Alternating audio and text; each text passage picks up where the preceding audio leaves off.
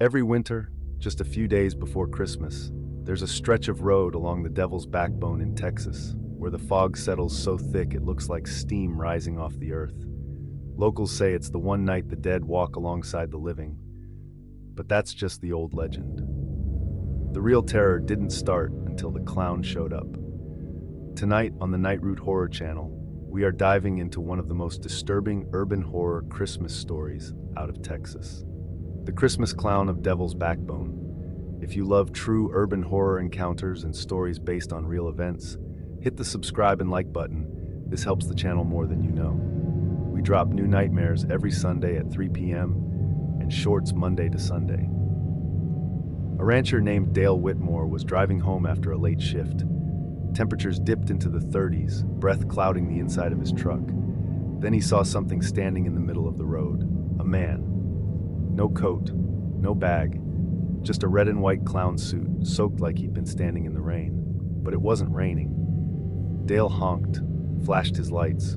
The figure didn't move. When he rolled down his window to yell at him, the clown turned his head completely around, like a loose hinge, and stared at him with two black hollows where the eyes should be. Dale floored it.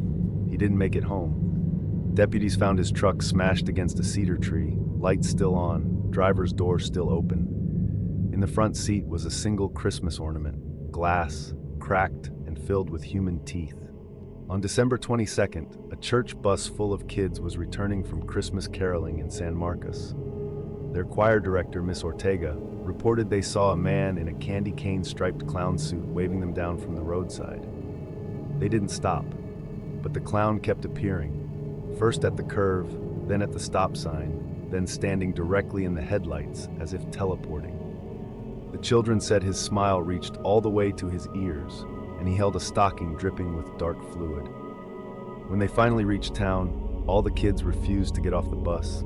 They were crying, shaking, begging not to leave. When the sheriff inspected the bus later, he found tiny red clown fingerprints smeared on the outside windows, about the size of a child's hand. Real quick, if you're into true horror stories like this one, now's the perfect time to subscribe. I've got more terrifying encounters coming, just like this. Two hikers were camping near Devil's Backbone, doing a quiet Christmas getaway. Around 1 a.m., they heard bells, like the kind on old-fashioned elf shoes, jingling around their campsite. Thinking it was another camper, they opened their tent. They found a clown crouched low to the ground, inches from the fire, warming his hands, but his hands weren't hands. They were long, wet, skeletal fingers that steamed when they touched the flames. The clown said in a soft, breathy voice, "It's cold, where I came from." When they tried to back away, he lifted his head, revealing a face like carved wax beginning to melt. They ran. They didn't stop until dawn. Their tent was shredded, their cooler untouched. But inside the tent was a carefully wrapped present with their names written on the tag. Inside, a Polaroid of the two of them sleeping in their tent hours before. Old-timers say the clown is the spirit of Jingles, a carnival performer who died in a Christmas Eve bus crash on Devil's Backbone in 1964. But the details never match. Jingles was human. This thing isn't. Some say it's not a ghost at all. It's something the fog brings with it. Something drawn to holiday cheer the way vultures are drawn to fresh roadkill. A parasite, a mimic, a thing wearing a clown suit because it knows the colors draw children's eyes. In the most recent incident, a DPS trooper spotted a stranded car on the backbone right after midnight. The engine's still running. Christmas music still playing through the speakers. Inside the back seat were two Christmas stockings.